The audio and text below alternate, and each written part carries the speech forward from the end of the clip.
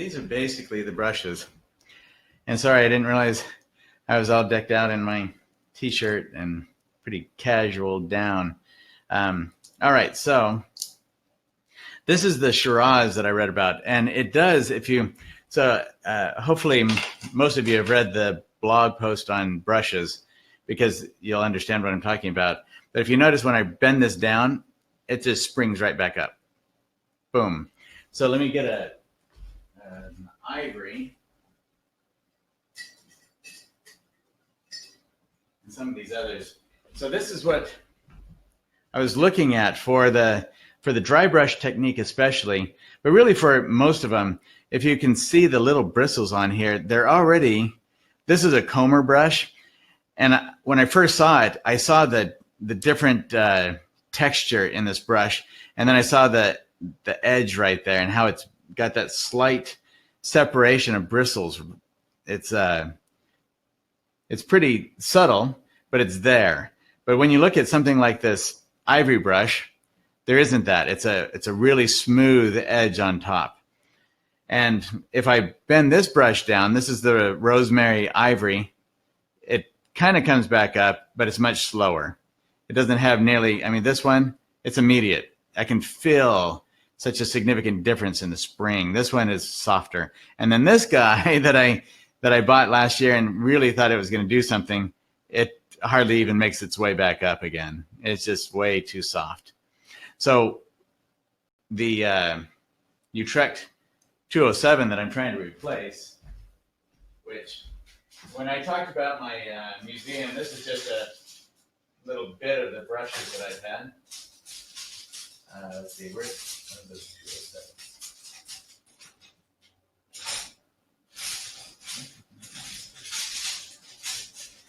I kind of buried it on my desk. Museum of Brushes is why it took him 2 weeks to write out the results of the experiment in that last blog about brushes. This guy, it's not as nimble as that one, but it springs back nicely. It has a really nice spring. That's because this one has both the natural bristle, the hog bristle, and synthetic combination to it. So it's really tough. It lasts forever. This brush right here is almost 10 years old. And if I get a little bit of either walnut oil or terpenoid naturals to it, and that's how I keep them conditioned too. I don't ever wash them with soap and water because that just dries out the bristles. It's terrible for the brushes. I just clean them with terpenoid naturals. And the terpenoid naturals, even if you don't want to paint with it, but it does not harm the paint at all to have a little bit in your brush. And by a little bit, I squeeze this with a paper towel and there's nothing left in there except for what's conditioning the bristles themselves. So you'll always feel it's going to be a little bit oily all the time, but it keeps the bristles beautifully conditioned. And I think that's part of the reason why my brushes last so long. Most of my brushes will last way more than 10 years. I have some that have been 20 and 30 and almost 40 years old now, and they're still going strong. So this one right here, though, you can see how there's some of it is wearing down. It's almost like there's a filbert within a flat. It's a very interesting phenomenon for me to see that. I think it's the synthetics that are still sticking out here, and some of the natural bristle has been breaking off little by little over the years. But that still works out. It's got this great separation of bristles up here now that works really well for the dry brush effect. These rosemaries here, these ivories, they don't, because I have that technique of pushing the brush forward and back. It's a scrubbing motion, and that's where Rosemary talked about. Kwang Ho does the same thing, and it just tears these up. The bristles just splay out like this within a week. I didn't use these for more than one painting, I think, and they were toast. So that doesn't work at all. It works for a lot of people, though, if they just have a more of a straightforward kind of stroke. But I am really vigorous with the all over back and forth with the brush, and it can't handle that kind of scrubbing. And my panels really aren't there's not a lot of texture. So if I use that on a canvas, like my old paintings were all on canvas, they wouldn't last even a whole painting. Contact info on rosemary. Oh, yeah, let's see. I think on some of the things where we have rosemary, they're hyperlinked. So is that right, David? David does all that stuff for me. I make the blog, and then he gets it all up on the internet for us. I make it look pretty.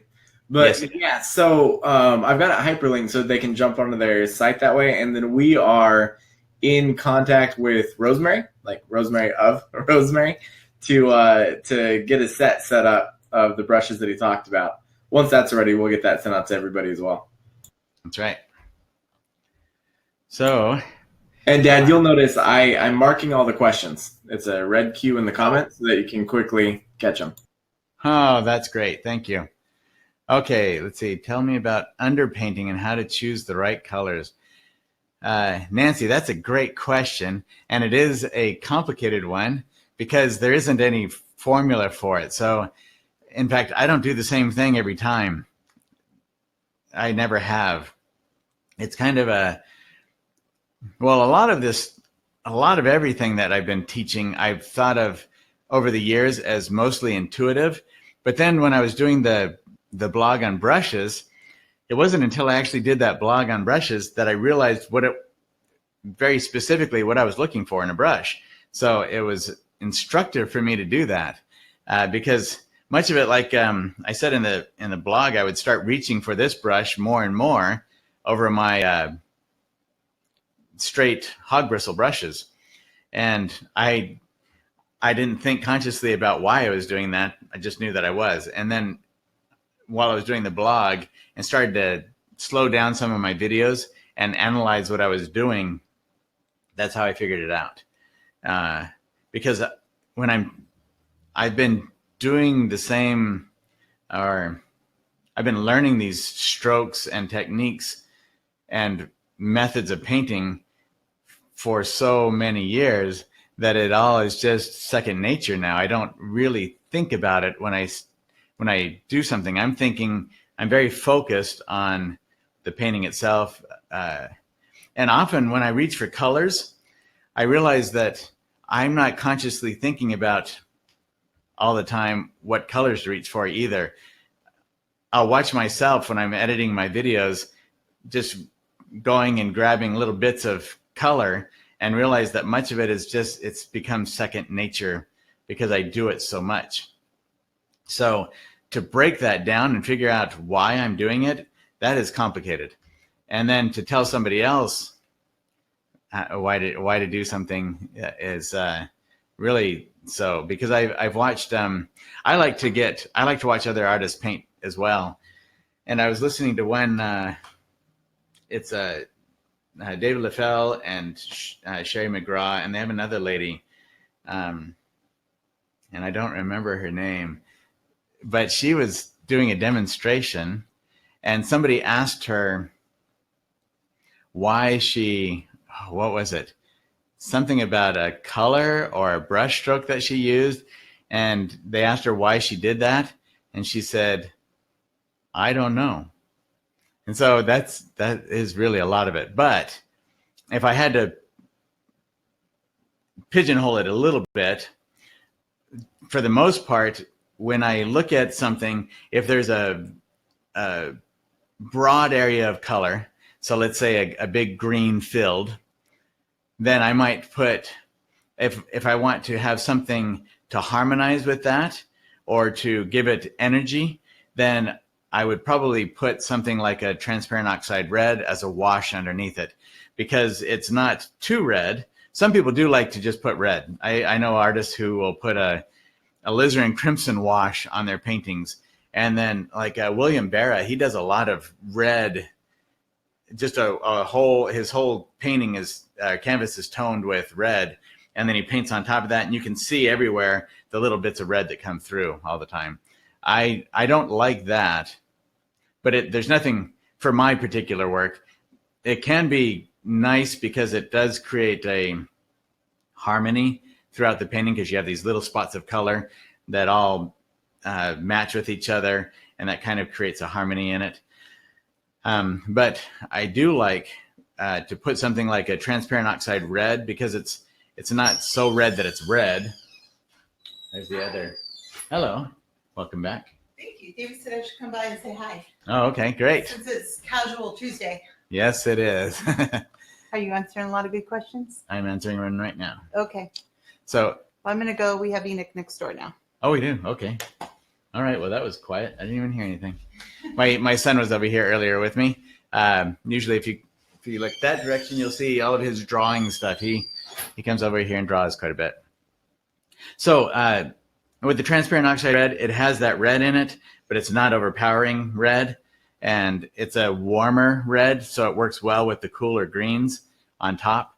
And then that will do the same thing. It'll kind of, especially when I'm using with the kind of strokes that I do, I leave a lot of dry brush where it's open, so it lets that color come through a lot of what I put down. Then that creates a harmony as well, a color harmony. But it's not, and see, that gets a little complicated. That's where painting a lot helps, because we can't say that just a straight red and green, that those aren't harmonious. If you look at a color wheel and you see the lavender they have in the color wheel and the orange or the yellow, those aren't harmonious colors. They clash with one another because they're both very strong. So we're not talking about apples for apples here, strength for strength.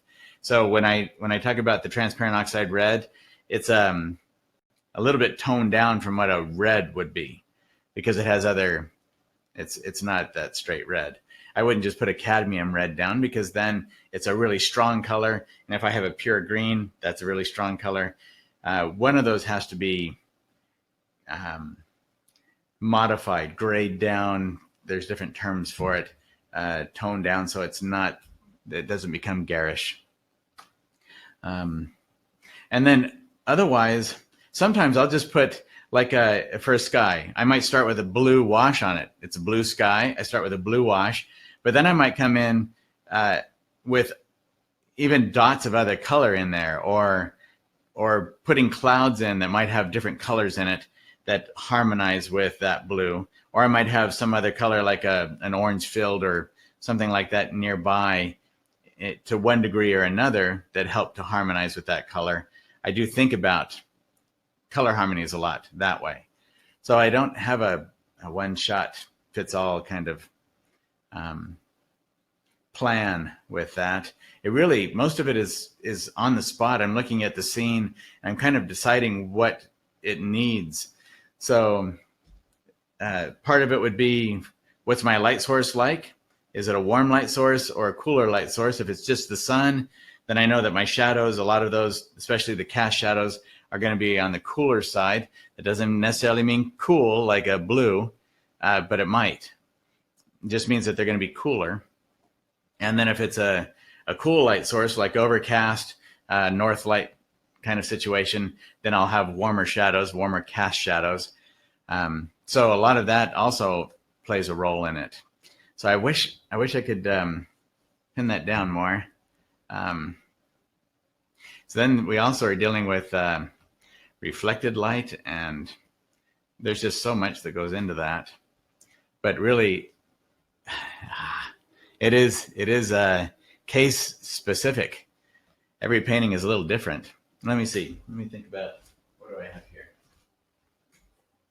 And that's part of the reason why in the beginning I started doing these videos, so that it's everything. You see the way I mix the colors. You see the every brush stroke on here from beginning to end, because then you can see hopefully a little bit what I was doing with the process, and maybe figure it out from there, or try it, following it, and then say, so now I think I'm getting why he went in that direction with it.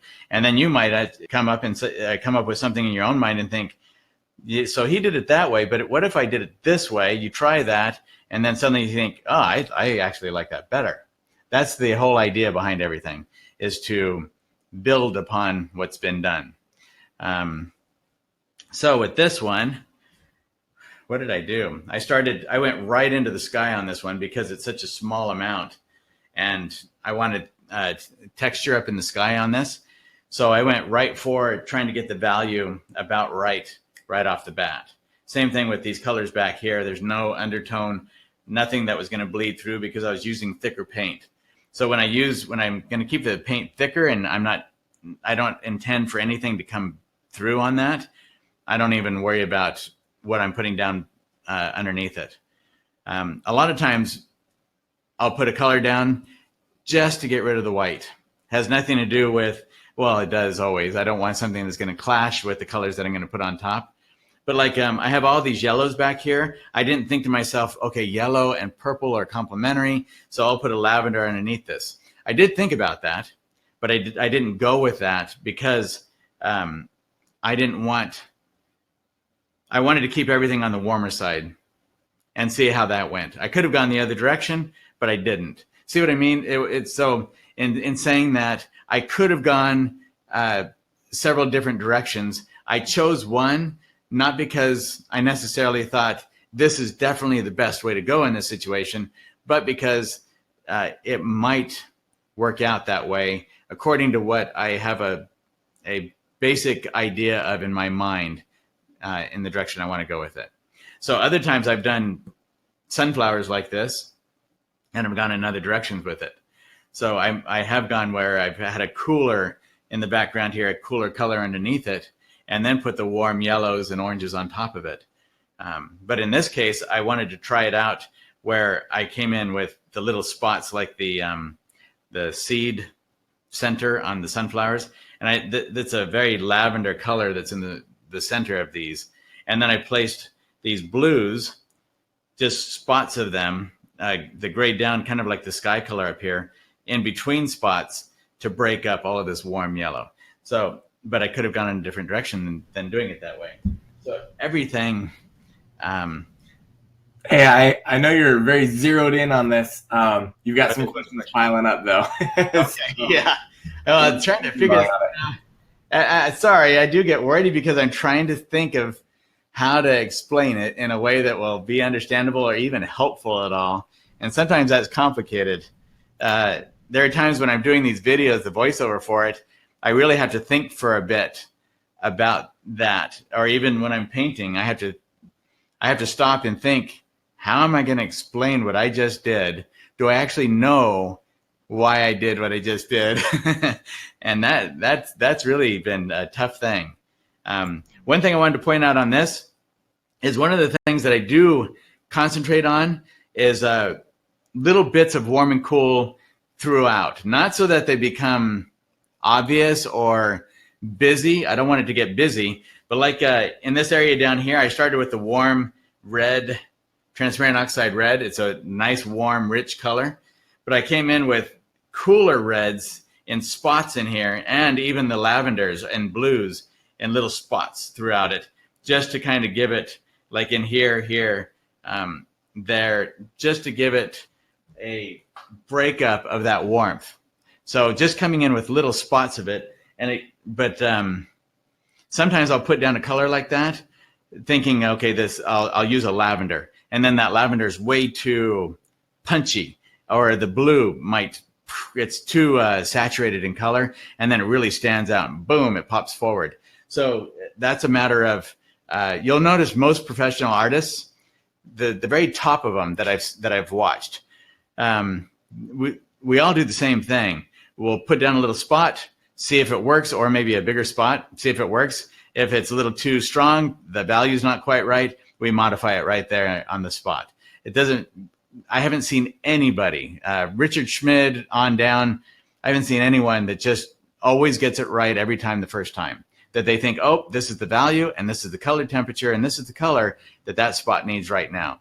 It's just you mix it up and think, okay, I think that's about what I'm looking for. Put it on a little spot on the canvas. Nope, that was not it. And then modify it according to, does it need to be a little bit cooler, a little bit warmer, a little darker, a little lighter? That's really it. Kevin McPherson covered that at the Plein Air Convention. I thought that was an excellent way to think about it. Don't think about complicated cool and warm formulas. Think, do I think it needs to be cooler, or warmer? Does it need to be darker or lighter?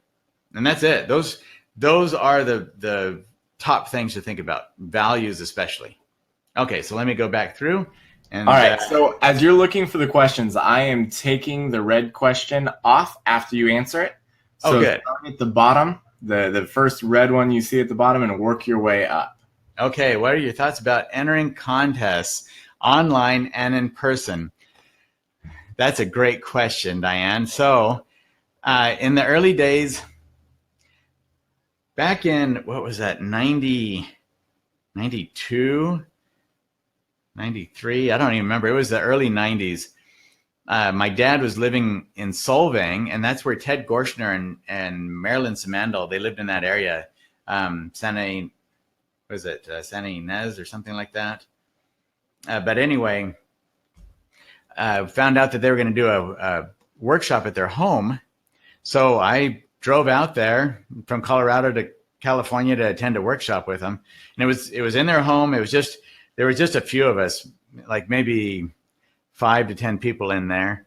And Marilyn was teaching watercolor and Ted was teaching oil painting, and we could just watch either one of them as we wanted to. It was really fun. It was a great time. But in talking with Ted, they were just organizing the Oil Painters of America. He was one of the ones that was in the group that was going through the whole thought process of putting together a national organization for oil painting. So I was right there at the cusp of it. I could have gotten involved right from the start, and I didn't. I've never been. When I was in high school, my high school art teacher was from Austria. She was awesome, and I was going to school in Fairbanks, Alaska. So she got us involved. She would always say, "All right, there's this art show. You need to enter it." I'd say, "Okay." So I would do it. I was doing art all the time, so I would just do a piece, say, and then hand it in to her to enter into these shows. I wasn't actively thinking about shows then, and I've never actively thought much about shows since then either. So I ended up winning the Congressional Art Award. I won first of state. I was the first of state in Alaska about every year I was in high school almost, because of her, because she just was on me all the time to enter shows. When I got into college, the show was right there in my face, the student art show. So I did that a lot, and now I enter once in a while because David has been telling me I need to enter more shows. But throughout my career, I've basically painted and focused on painting. And then once in a while, I'll see something, I'll read a magazine or something, and I'll see something about a show and go, I should enter that show. So I was in a couple of the Oil Painters of America shows and that sort of thing. And I do that like once in a while. I'll enter a show. I've done that with the Plein Air Salon, but I've never, I do it as an afterthought. So there are some people who have built their careers on shows. I think Dean Mitchell, he was a big show person. And they used to have, what was it, the Guggenheim Award? That was a big one, like $100,000 award for that one. And that really, I think it might have been Dean Mitchell. It's one of those. I have his work in my mind, but I get confused between him and another artist all the time. But he really made his name doing shows. So some people can do that, but it's like with anything out there. It's hard to focus on everything. I think shows are great, especially if you do them intelligently. But make sure if you're going to do it, because it's expensive, it can add up, especially for the shows where you're shipping your work out. You've got shipping costs involved in it. You've got the entry fees, all of that. And there's no guarantee that your work is going to sell at the show. So one of my professors, his work is some of the best in the country, and his work sells just like hotcakes. He entered a big national competition. He thought one year, you know what, I'm gonna enter this. He got invited actually to this big wildlife show. He entered the show, and his piece didn't sell. He's in there with all these. It was all top name wildlife artists in the world, and his work didn't sell in the show, and yet it sells everywhere else just like hotcakes. So there's no guarantees about anything when it comes to shows, and there's a way to do the shows. You don't want to be haphazard about it, because then you're just really throwing away money if you do. So I think entering shows can really be a great thing to build a career and to get name recognition. There are a lot of like the Illume Gallery, the owner of Illume Gallery. She even talked about this at the Plein Air Convention in the marketing boot camp. She said that they watch the shows, the salons, the online ones, as well as the physical shows, to see other artists that are coming around. That's how they get to know some of the artists that are out there. She also goes by word of mouth. Other artists that are in her gallery might recommend somebody. So yeah, it can be a stepping stone to get your work moving up in as far as recognition and that sort of thing. But it is not necessarily, it can be, but it's not necessarily I'm going to make money because I'm going to be, if I get into the show, because it'll be there and they'll have all these big collectors and I'm guaranteed to sell. No, that does not happen. Even with the Prix de West, the Autry that they used to have, there's no guarantees that you're going to sell your work, and it can be expensive to be involved in those shows. So just if you're going to enter shows, make sure that it is you're really putting your best foot forward. Get a lot of opinion, get other people, not your friends and your family, because they're too kind and they love everything we do. I don't know, if you're a new artist starting out, I would suggest that you send, most of the artists that I've ever met are really generous people. So if you send an email to an artist, they might be really busy, because most artists are really, really busy. It's crazy, the kind of career this is. Whether you're teaching or trying to sell art full-time, it's just a lot of time. So don't get panicked if they don't answer you right away, but you might send it to a couple of artists because of that. So I would send some pictures, and make sure your pictures are top notch. If you don't know how to photograph your artwork correctly, do not enter art shows. You'll be wasting your money, because they won't even look at it. If the photograph doesn't look professional, like everything's squared up, there's nothing around the edges of your photo, anything like that, don't even enter it, because it's just a waste of your time and money. But if you know how to take really good photos of your work, and you know how to light it correctly and so it really shows off your work well, send some photos like that to some artists, some of the artists that you admire, and just email them and ask, hey, I'm really new. I'm wanting to get my work out. I'm thinking of entering some shows. Do you have any pointers for me? That sort of thing. And I would imagine that you're going to get some responses from people, and they'll be very helpful for you with that. Especially, and say, do not spare my feelings. I want to make sure that I'm ready for shows. And if I'm not, please tell me. And if you don't mind, tell me why I'm not quite there yet, or whatever. So, but otherwise, if your work is there and you're ready, then yeah, shows can be a great thing. Some artists, like a friend of mine, he was making a really good career just from being in the Arts for the Parks show back in the early 90s, the late 80s, early to mid 90s. That show was a great one. They had that in, I think, Jackson Hole, Wyoming. I was in that a couple of times, but I didn't pursue it the way he did. He was really focused on the kind of work that he put in there. He was very strategic about it, because he knew the kind of clients he was looking for, the collectors that would see that work at the show. So he kind of pigeonholed the subject matter for that show. And then he was getting commissions from that, like 5 to 10 commissions a month. And we're talking $10,000 paintings that he was doing a month, 5 or 10 of those a month for these collectors because of that one show. So there are a lot of benefits to the shows, but no guarantees whatsoever. some people, they'll enter show after show and nothing at all happens from it. So you have to be prepared for that. And I say that as someone who I just have never put a lot of thought into shows. I should have probably, but I just never did. I loved painting and taking my work to the galleries. I loved being involved with the people who run the galleries, and that's kind of where my focus was, mostly.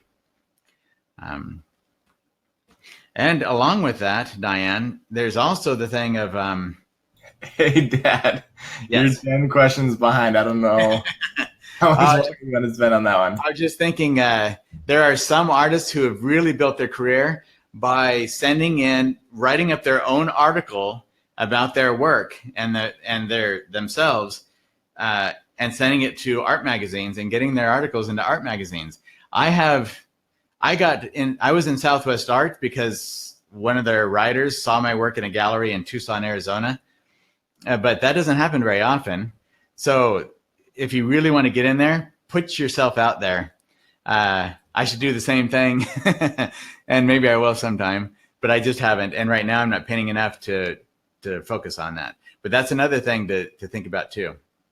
Okay, so Janice, you put in your blue sky, then the dark and shadow clouds, and once you put it in the white clouds, you realize the blue is way too dark. How do you lighten up the blue sky showing? You know what? I think, Janice, too many artists, especially when they're starting out, are afraid to mess up what they've already done on their painting. And it dawned on me when I was watching Kevin McPherson in April. I went to one day of his workshop. All of you know we don't work on Sunday. That's our Sabbath. So the workshop that I paid for was a Sunday and a Monday. I only went to Monday, so I only caught one day of the workshop. But watching him paint, he was not careful at all. And with oil paint, you don't have to be careful. With watercolor, it's a different business. But even when I was in college painting with watercolor, I was wildly experimental with watercolor. I used bristle brushes on my watercolors. I used scrapers with it. I just took anything that I could find and tried out different tools, and I experimented like crazy. Watercolor paper can be expensive. I think when I started school, I saved up and I bought like $3,000 worth of materials. This would be in the late 80s that I did that. So I had plenty of materials. But I wanted to make sure that materials did not hold me back. And so I don't know why I had the idea early on to not be afraid, but I wasn't. When I started painting, my first painting, I think I showed on the Journey as an Artist blog post.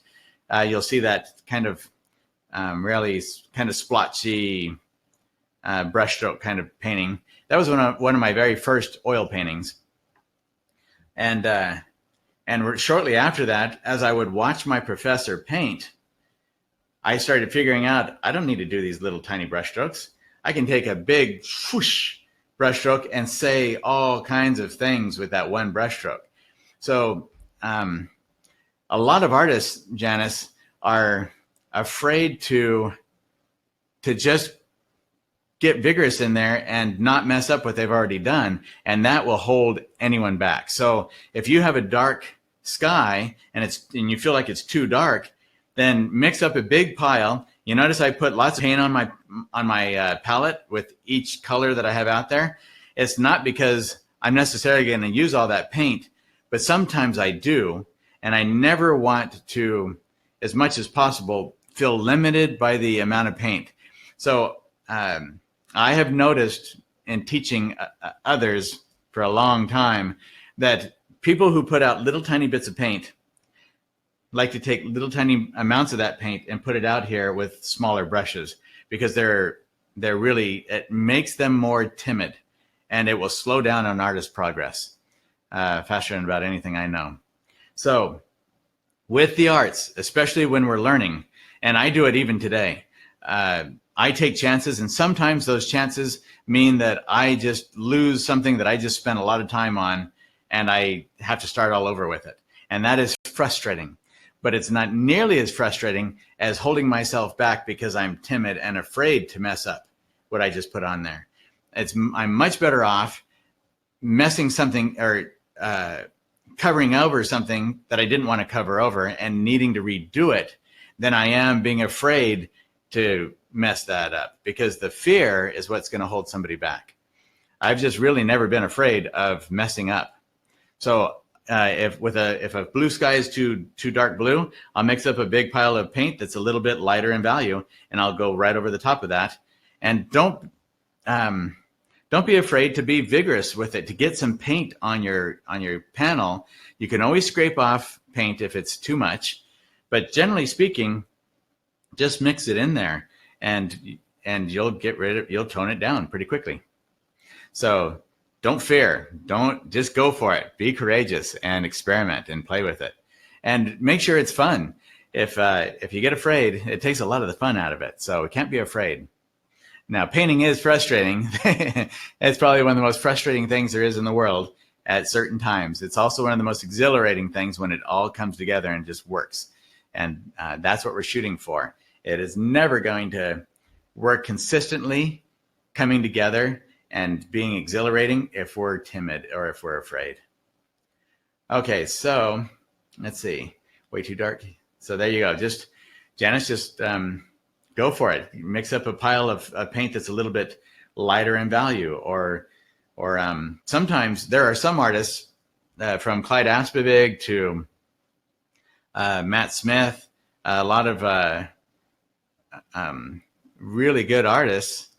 I don't do it very often, but I have on occasion where they'll have one color on there, and then they'll come in, and what is the term for that? There's actually a term for it, but because I don't do it often, it's not even the things I do often, the terms don't stick with me because I don't use them, and so I don't remember what they are. But there's a term for it where they place another stroke in there like this. They'll actually create layers of these strokes. So starting at the top, the stroke will be a little darker. And what it is they're breaking it up. Some people think of it as being tricky, but I think it really creates a beautiful textural, it's like a vibration in the sky when artists use it well. And I think even, this is my book on Edgar Payne, even artists like Edgar Payne would do that quite a bit. So you take, you're basically taking the width of the brush, especially, okay, so like this one right here. If you had a small brush, then you're placing one stroke next to another. You're not blending them together like this. You're placing one stroke, boom, boom, boom, boom, boom. And then you come down and you do another layer right below that. So here's one stroke, you put another layer right below that, boom, boom, boom, boom, boom. And so, but you're not placing the strokes to where they cover up everything. So like with that dark blue sky, you might place a stroke that's a little bit lighter than what your dark blue sky is and go like this, but all the paint is still wet when you're doing this. So it's kind of blending together a bit. And then what that does is you have some of that dark that's still under there, and you have the lighter on top of it, and it kind of creates a vibration in there. So it's really causing the value to go down, so it's not as dark as it was before. But you also get a little bit of that dark coming through, and it just creates this energy. It's kind of electric when you do that. So that's something to experiment with, Janice. That might also be another way to do it too. And if I don't answer your question, if you think of something where you think, that was almost there, but that wasn't quite answering my question, just let me know. Sorry, I didn't get what exactly you are using to clean the brushes. I am cleaning too often in the soap. So I use Terpenoid Natural. Let me show you what I've got here. This is it. And I buy it by the gallon because I use it a lot. So I think it's about $50, $40 to $50 for a gallon of it. But it lasts me, I don't know, 6 months or something. It's not, I know it can be expensive to start out with some of these materials like brushes. But when you think about a brush that lasts 10 years, that's not a huge investment. Even when we buy $1,000 worth of brushes, 10 years, that's $100 a year for, when you think about the businesses, that our overhead as far as materials go is not atrocious or oppressive by any means. So terpenoid naturals, it actually says on here, I think, that you can use it as a oil paint. Let's see, non-toxic, non-flammable oil paint. So it's non-toxic. That's one of the things I like about it. Oil paint cleaner. It's not flammable. If something says that it's flammable, you know that there's some VOCs coming off there, fumes that are not good for the brain. So keep that in mind. And it's a brush conditioner. But I think somewhere it will also say that you can use it as a medium. I don't know if they have it on here anymore. That might have been more in the old days. But so in the early 90s, when I was actually doing a lot more big paintings back then. I had my work in a gallery in Aspen, Colorado. And it was a wonderful gallery, the Pam Driscoll Gallery. She ended up retiring somewhere around, when was that, 2000 or something like that. But sold a lot of work through her gallery. And I would go in, especially in the early days when I was I wasn't nearly as subtle, and I could finish a big 36 by 48 or 40 by 50 in a day to 2 days maybe. So I would do these. They still had a lot of paint on them and everything, and that was fun. I actually sometimes miss painting like that, and I think about doing that once in a while, and I kind of mix a little bit of that in there. But there was a commission that I got through that gallery for a big waterfall scene.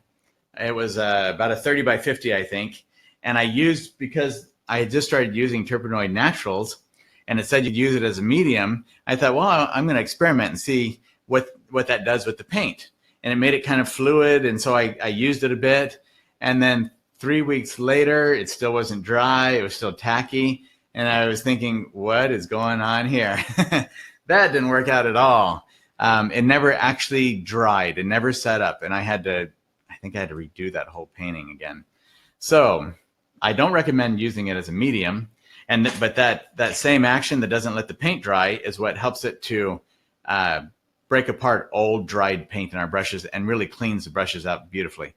So it's a slow process for me to clean them a little bit, but it's so much better for my brushes than washing them in the sink with soap and water. I think I've done that maybe 3 times my whole career, maybe more than that in the early 90s. But since about 95, 2000, I've maybe cleaned my brushes twice since the year 2000 with soap and water. And neither time did it work out well for my brushes. So I don't do it at all. I haven't done it in at least 10 years.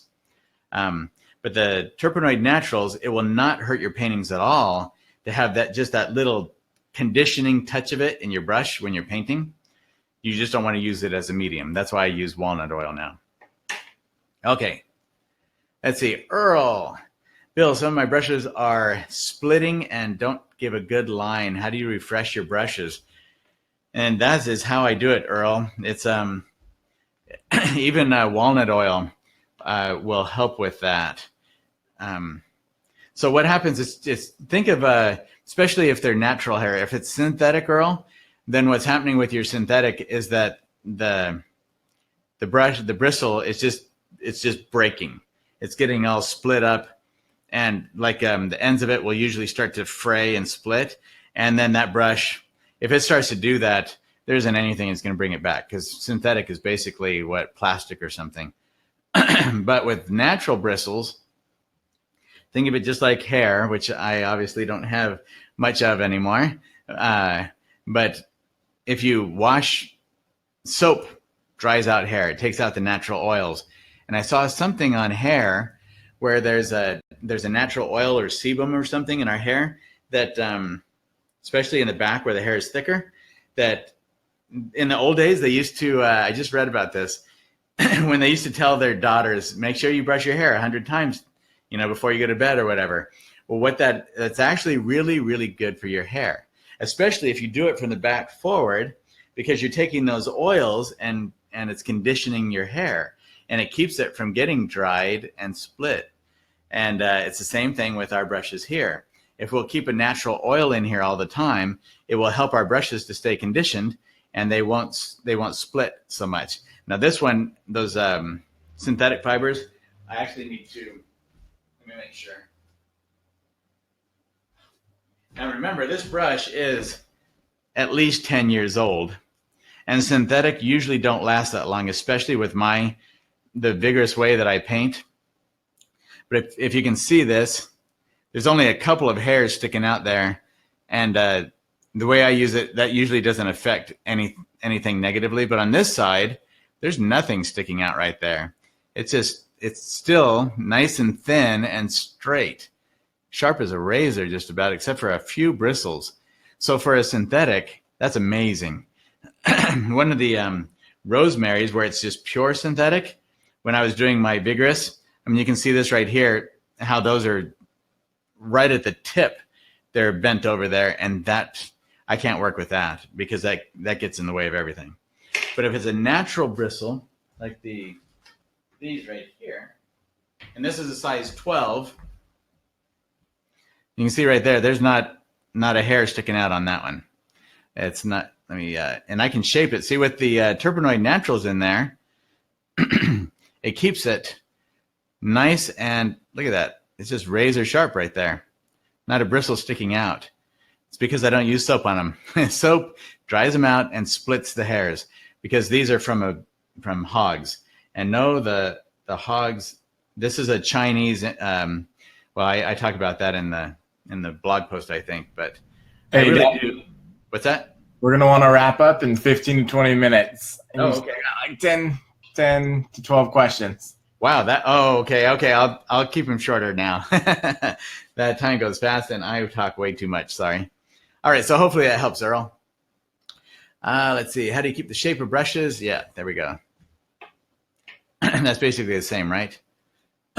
Sorry, I don't have my brain tea that Christy gives me, and my voice, I get too animated and lose my voice. So for me to shape the brush, I take it with that Terpenoid Naturals that I've cleaned it with, and I right at the ferrule right here is where I start.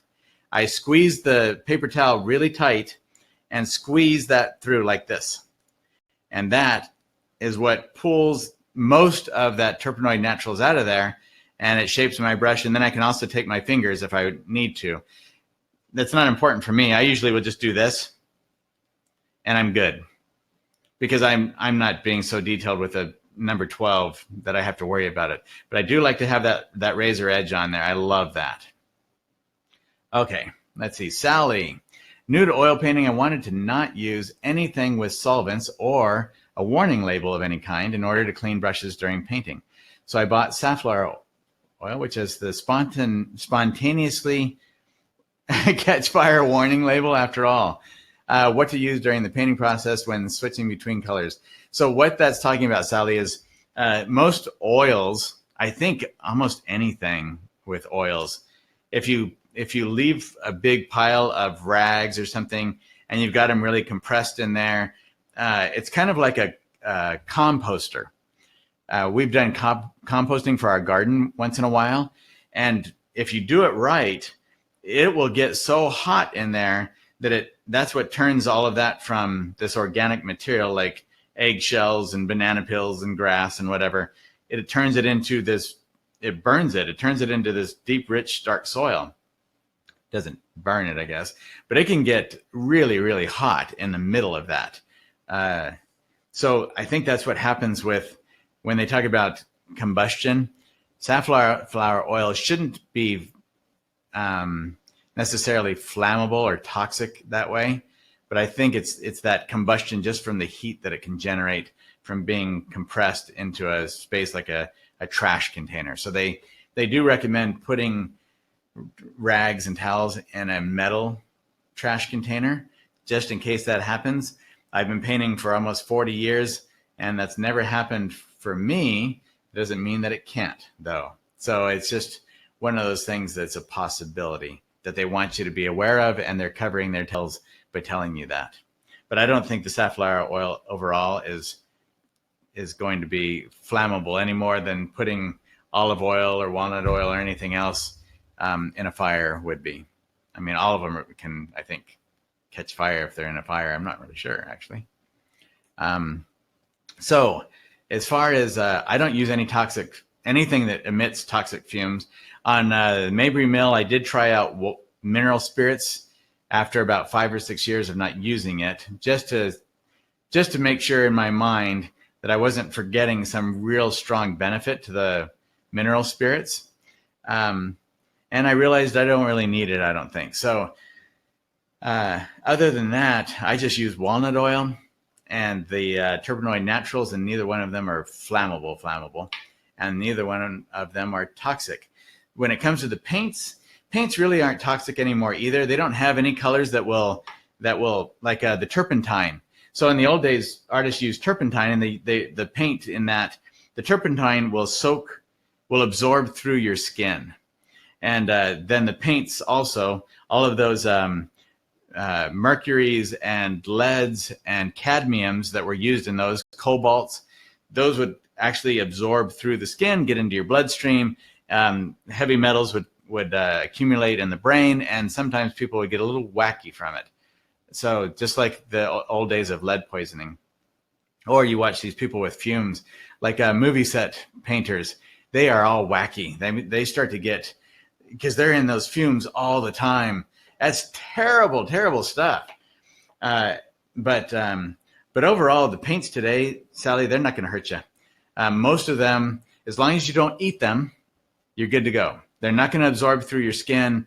I don't like, just as a rule, because my professor couldn't paint. By the time he was 65, he had to give up oil painting.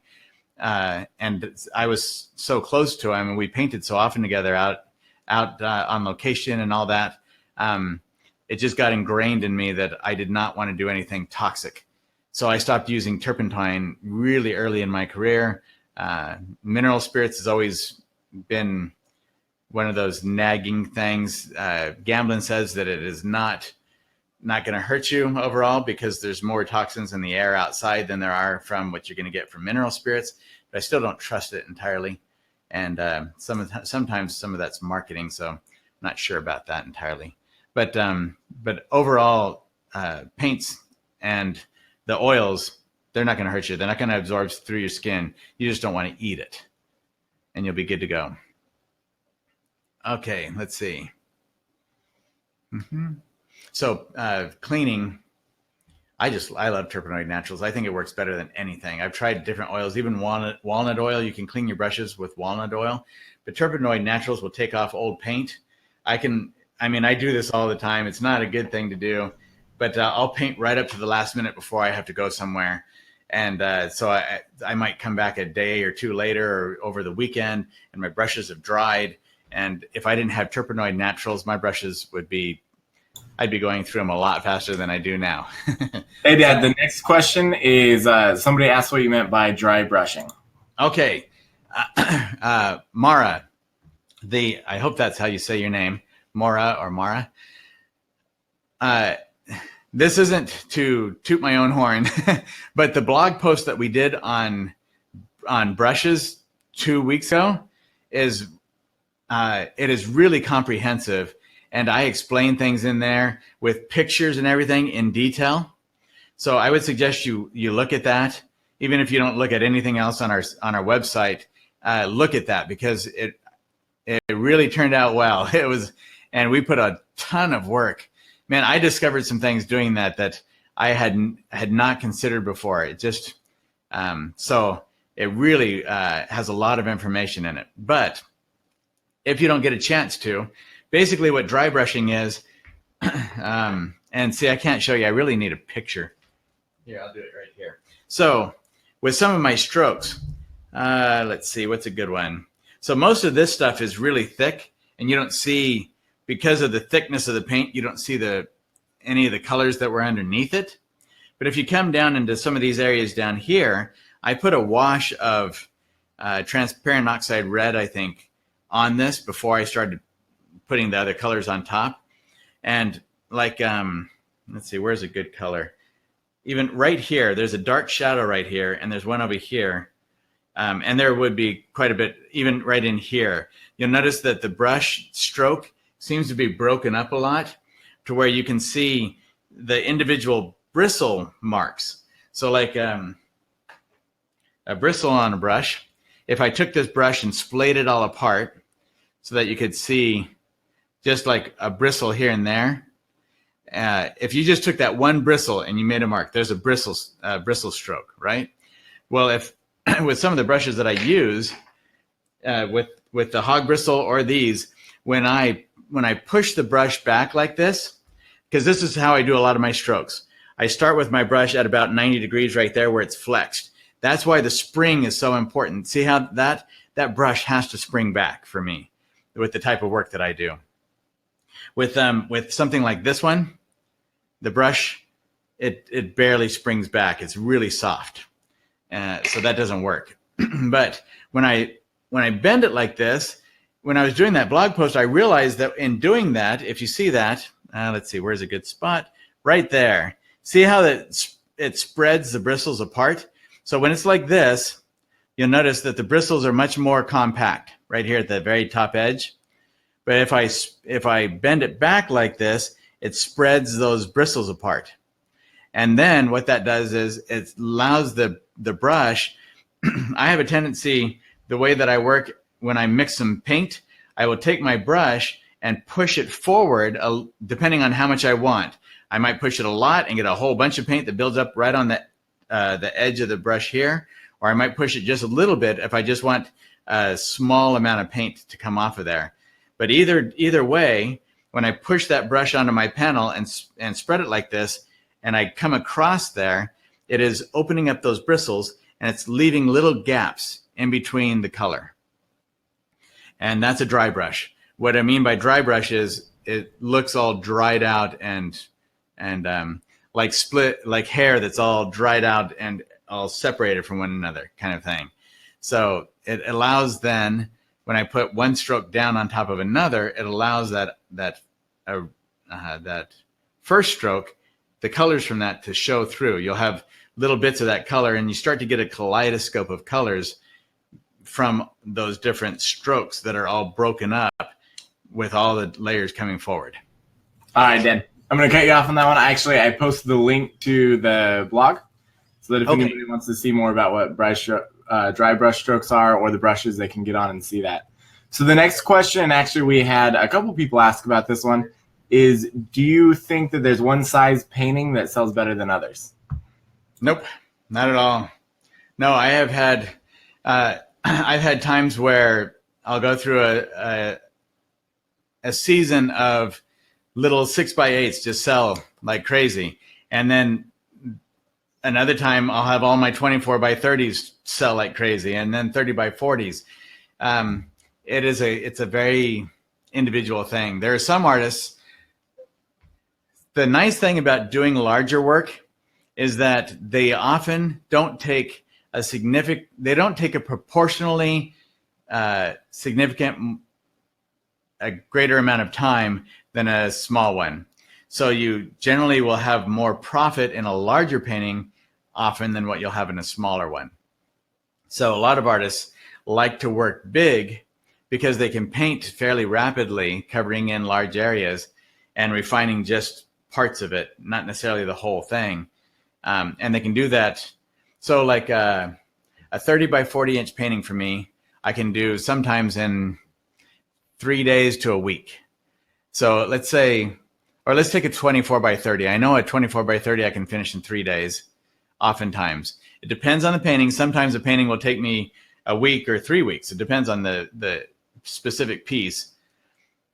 But let's say it takes me 3 days to do a 24x30. It sells for $3,400 or $3,800. And then I take a 6x8 that sells for $450. And sometimes they'll end up taking me a whole day to do. Well, you can see that there's a significant difference in the price point there. So if I can do a 24x30 in 3 days and sell it for $3,400, and this other one for $450 that took me a whole day, 450 times 3, we've got what, $1,800 maybe in there? $1,400 in there, not quite. So big difference in profit margin for our paintings. And it's not about the money. Most painters that I know, they're not in this business because they thought, ooh, I'm going to make a lot of money in that business. So that's not a good way to go about it. They do it because they love it. But if you love painting large as much as you love painting small, then this one does help pay for brushes a lot better than this one over here does. But as far as which one sells better than another, neither one of them do. And it depends on your market, depends on the type of work that you do, depends on your clientele, what you've built up. So there's a lot of factors that go into that. But on a general basis, there is not one size that sells better than another. All right, keep it moving. So Linda asked if you always frame your work. Nope. Yeah. Yes. I hesitated because I tried out these the ampersand panels. I think they're on those big old cradles that frame in the work. About, I don't know, a long time ago, I tried out some of those, and then I did, and they're kind of fun. I like them. I did one for some friends of ours of hollyhocks, and it was a really nice little painting, but it has that. It's about 2 inches wide, the framework, the wooden cradle around it, and it looks good. They do it with this nice wood.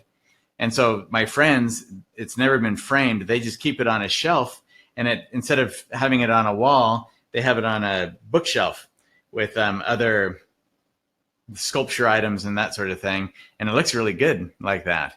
So that is a possibility, but I don't actually do those. My galleries, that's not the kind of work that's not the kind of galleries I'm in. The kind of galleries I'm in are more traditional. And so they have the frames around them. So that's it.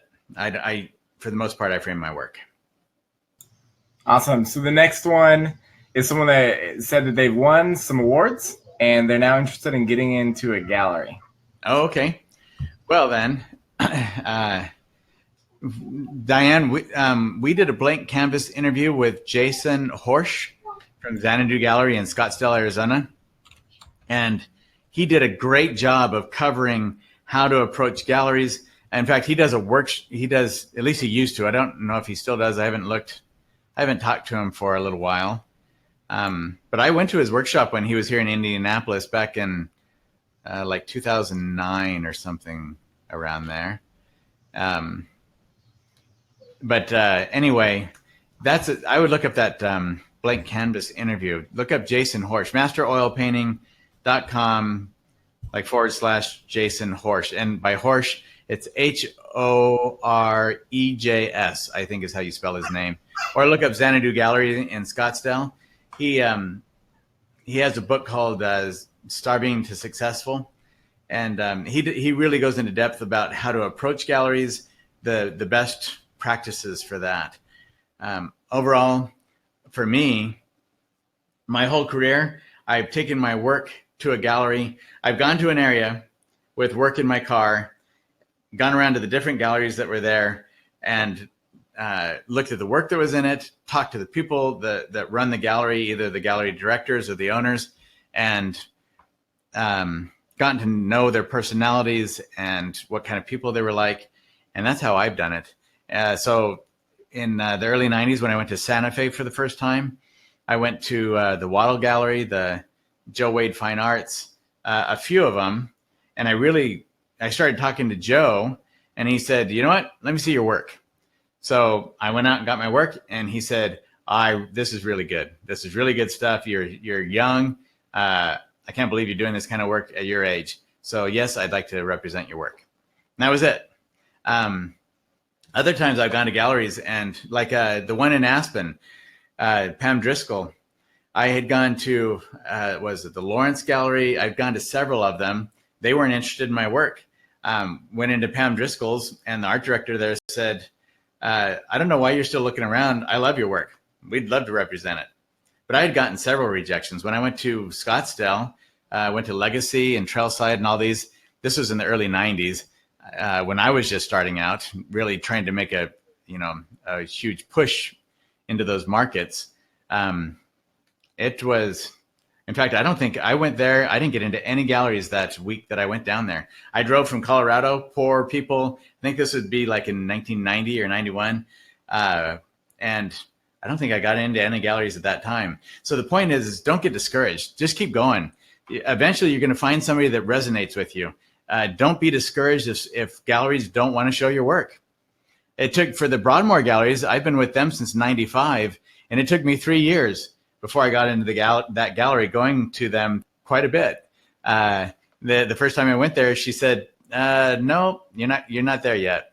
For them, that I wasn't there yet. For Joe Wade, I was, and he sold my work really well. So it doesn't necessarily mean they might be looking for something specific at that moment. It might not be what you're doing. That's it. So just keep going after it. There's different approaches. That was my approach, was to go to the galleries. Others, they will, they talked about this at the art marketing boot camp, but. Hey, Dad, I posted the interview with Jason. So Okay. Diane can go and pull that up. He's an awesome resource for this. We're already 20 minutes over, so I'm going to give you 2 more questions. All right. And we're 20 minutes over. Like we said, we're going to do 30 minutes and maybe 60 if we got chatty, and now we're 20 minutes over the maximum that we had set. So Okay. I'm going to give you 2 more questions. One is a pretty quick one. One is a little bit more of an in-depth answer.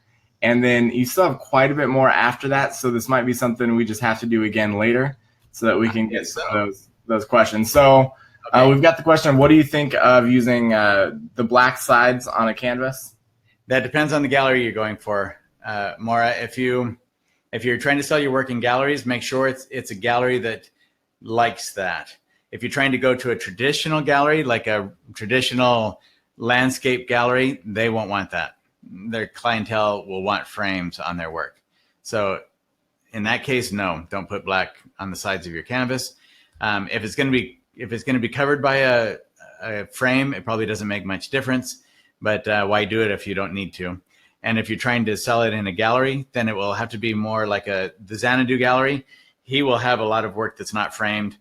His father's an artist. He sells his work, and he does just the thick canvases. It's like maybe the 1.5 or 2 inch stretcher bars. So it has the wide sides on the canvas, and that's how he sells his unframed. So there's ways to do that. But otherwise, I don't do any kind of paint. I mean, obviously, I paint on panel now. But if I was using canvas, which I'm not averse to, then I wouldn't be painting the black on it. But that really depends on the market that you're going for. All right, so I'm gonna Sue asked the question real fast that I can answer. Okay. She said that she enjoys this venue for the question and answer and asked if there's a recorded version so she can look at it later. The answer is yes, absolutely. We're gonna have a recorded version. I am going to get that sent out to everybody on our everybody that's on our email subscribers and on our Facebook. I'll end up posting it on there as well. And if this is something, and we don't do these very often, like ever, but if this is something you want to see happen again, jump on Facebook or shoot us an email just so that we know that this is actually useful to you guys. We really mainly did this so that we could test out our webinar software because we made a couple of changes based on input from our community. For some of we do members only webinars every month for those who are either in the 6-week course or the monthly membership. But if you guys all think that this is useful, let us know, and we might be able to fit this in periodically. So the last question that you have and that we're going to end on today is from Sandy. And she just talks about having problems knowing when she's finished and when to stop a painting, when to consider it a finished painting. What's his name? The Mad Woman one. I just drew a blank on de Kooning, Willem de Kooning. His agent would come in and take the painting off the easel because he was never finished. I don't know of any artists that ever feel completely sure that they're finished. That's an age-old question, Sandy. For the most part, if you get to a point where you think, I don't know what to do, it might be finished, but I don't know, stop. Don't go any further. Don't touch it. Don't go in there and think, well, maybe if I just kind of noodle around a little bit. No, you are going to blow it. You're going to lose the freshness, the energy. Don't do it. So unless you know, so what I like to do is if I don't know any more to do to it, and sometimes I end up sending them to a gallery. And then when it's at the gallery, I look online, I see the picture of it, or I'm looking at a photo of it or something and think, how did I not see that? It just seems so obvious to me that there's something in it that needs more, that wasn't right, or maybe a building that I got the perspective wrong or something. So I'll have them send it back to me. But I like to keep it around my studio for a little while, maybe turn it away from me to the wall so I don't see it for a week or 2 weeks, a month, and then turn it back around and look at it with fresh eyes. Look at it in the mirror so that you get a different perspective on it. All of those things help. But if I look at it and I think I have no idea what to do right now, if you're not sure about what you're going to do, then don't do anything. Painting is about confidence. Your strokes need to be confident. As much as possible. I don't know of any artist that is 100% confident, because we aren't formula painters. And so it is puzzle solving. That's really what it's all about. And when we're solving puzzles, sometimes those puzzles are open-ended, and there isn't necessarily a conclusion where we can say, yes, definitely it is done right now at this moment. It just doesn't work that way. So the best way to go about it is, if you get to a point where you don't know what else to do, don't do anything. Just leave it. And it might be done. It might be finished. But when we're working on it, our mind gets a little bit jumbled, because our brain will fill in holes. It'll fix things that aren't right, even though it's not fixed on the canvas. It'll fix it in our mind, and we won't see it. That's why I bring in Christy to look at my work. Or we have these critique things that we're doing this Saturday, so you can get a fresh eye on it to look at it, because we all do that. We all get these blind spots, and the brain is an amazing machine. So that's why if you don't know what to do, you want to stop, because it might be that your brain is telling you there isn't anything else to do to it. So that's my recommendation. That was an awesome way to end this. And I love you sitting there holding a paintbrush, because it's hilarious to watch you swing that around while you talk. This is fun. Quite a few people are asking us to do this again, so we'll see if we might be able to schedule this in at some point. You also had 2 people that requested to speak. I don't know what that means, but I told them I would wait until the end and click approve to see what happens when we do that, just because I want to see what it does. Okay. So we're going to test that out real fast before we jump off. So this is Rosemary clicking accept. Don't know what that did. Sue, I'm clicking accept, and Janet clicking accept. Okay. We don't know all the ins and outs of this software, so it might work, it might not work. I think that means that they can speak out loud. I thought it did too, but I don't hear anything. So maybe it's because they don't have their microphones set up right now. I've got no idea. I don't know. It was a good experiment. We're just trying out different things to make sure we can get this working like everybody expects it to work. You do have, at least a dozen questions that went unanswered, and some really good questions that would have been fun to talk about. So this might be fun to do at some point in the future if we can find a way to schedule it in. All right. Yeah, I was. I would love to go on tonight, but I can't. I have several days of critiquing paintings I have to do for the webinar this Saturday, and I was up till about 1:30 last night working on the blog that we put on the site this morning. So yeah, I haven't gotten a lot of sleep here lately, so it probably wouldn't be a good idea for me to stay up too much longer since it's 9:30 now. But I did have fun. It is great questions, everybody. Thank you for those questions. They're super. And we'll get better and better at answering them. I know in the 2.5 years, almost 3 years that we've been doing this, from the start, we're figuring out more and more, at least I am, on how to answer some of these things. In the early days, it really was, for me, intuitive. So much of this was just second nature or intuitive or whatever we want to call it. So I didn't know how to explain exactly why I do all the things that I do as an artist. And I think a lot of artists are in that boat, and some artists never figure out how to explain how they're, why did you just put that color down? I don't know. It seemed like the right thing to do. You know, that kind of idea. So painting, it is pretty complicated, especially when we've been doing it for a long time. It can be complicated to break it all down into some, not formula, but some concise description. But we'll do our best to keep on honing in on it. But that's why I like the videos the way we do it, so that you can see how I do it. So if you have other ideas, I mean, to me, that's the best way to learn, because that's how I learned, was watching my professor do it. I wish I could have videotaped him so I could have those to see, and I would have loved that.